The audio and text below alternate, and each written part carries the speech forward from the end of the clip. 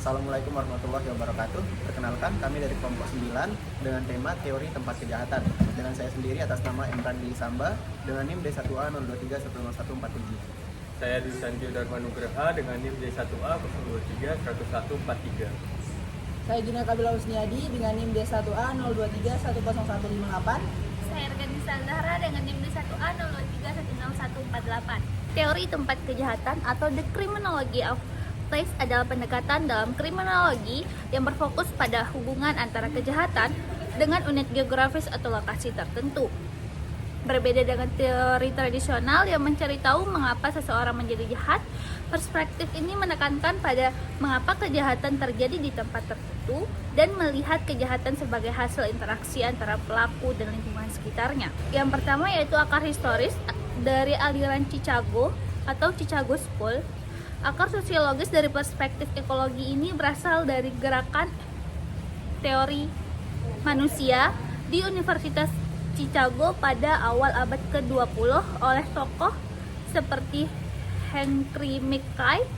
Para peneliti menemukan bahwa tingkat kejahatan pada suatu wilayah relatif tetap tinggi meskipun penduduknya terus berganti.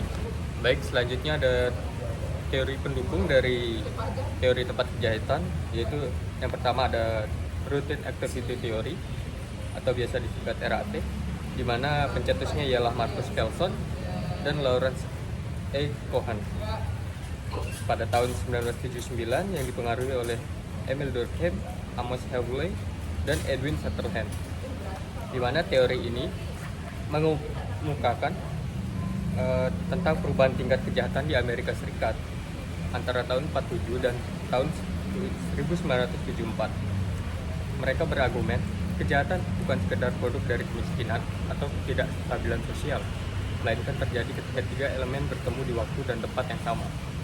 Mereka menyebutkan terdapat pada sebuah segitiga kejahatan, di mana segitiga kejahatan ini terbagi atas dua, yaitu lapisan dalam dan lapisan luar.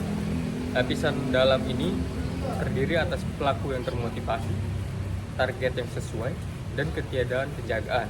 Lapisan luar terdiri atas guardian atau penjaga, kemudian pengendali pelaku, dan pengelola tempat. Selanjutnya ada teori crime pattern theory yang dicetus oleh Paul J. Brattingham dan Patricia L. Brattingham pada tahun 1981,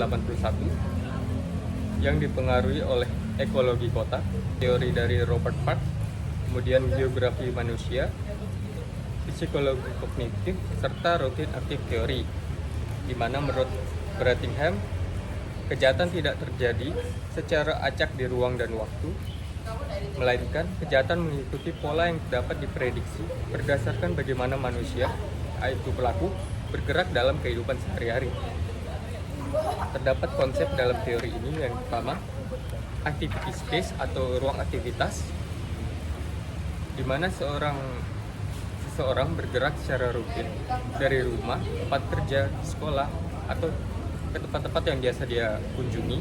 Kemudian ada ruang kesadaran, di mana area dikenal baik oleh seseorang berdasarkan pengalaman sehari-hari. Kemudian ada simpul, yaitu titik-titik penting dalam kehidupan seseorang. Kemudian ada jalur, yaitu rute yang ditempuh seseorang antara satu simpul dan simpul lainnya. Kemudian yang terakhir ada tepi atau perbatasan, di mana area perbatasan ini antara lingkungan yang berbeda. Kemudian menurut Brattingham ada crime generators versus crime attractors, di mana crime generator ini merupakan tempat yang menarik banyak orang karena alasan yang tidak ada kejahatan, seperti pusat perbelanjaan, terminal, ataupun yang lainnya. Kemudian ada crime actors, di mana tempat yang dikenal oleh pelaku sebagai lokasi yang rawan akan kejahatan.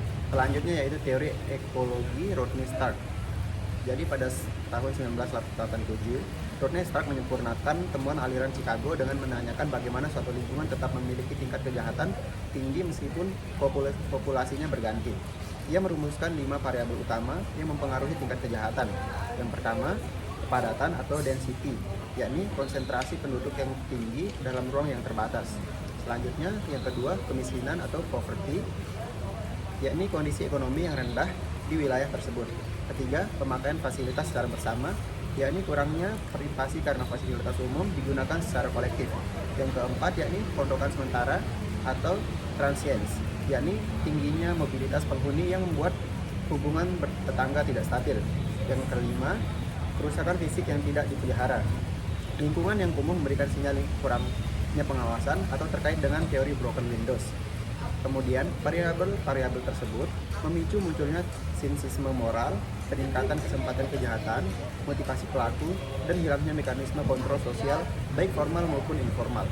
Selanjutnya, konsep-konsep dalam teori tempat kejahatan. Yang pertama ada hotspot crime, berarti titik atau daerah rawan kejahatan. Jadi di mana tingkat kejahatan itu lebih tinggi dibandingkan di wilayah lain. Contohnya misalkan di terminal, kawasan hiburan malam, pasar tradisional, dan pelabuhan. Nah, polisi modern sering menggunakan pemetaan hotspot untuk menentukan lokasi patroli. Nah, yang kedua itu ada crime mapping atau berarti pemetaan kejahatan. Yang dimana teknik ini menggunakan sistem informasi grafis untuk mengetahui pola penyebaran kejahatan berdasarkan lokasi. Tujuannya itu untuk mengetahui daerah rawan, menentukan strategi patroli, memprediksi potensi kejahatan, dan membantu pencegahan tindak pidana. Lalu yang ketiga ada environmental criminology, yang dimana tokoh utamanya itu ada di sini Patricia Brettingham dan Paul Brettingham. Jadi pendekatan ini beranggapan bahwa perubahan lingkungan itu dapat mempengaruhi tingkat kriminalitas. Lalu yang keempat ada CPTED atau Crime Prevention Through Environmental Design.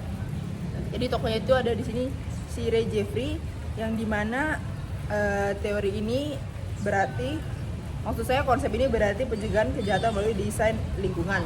Nah, contohnya itu dengan penerapan lampu jalan, CCTV, pemangkasan semak, pagar, dan pos keamanan.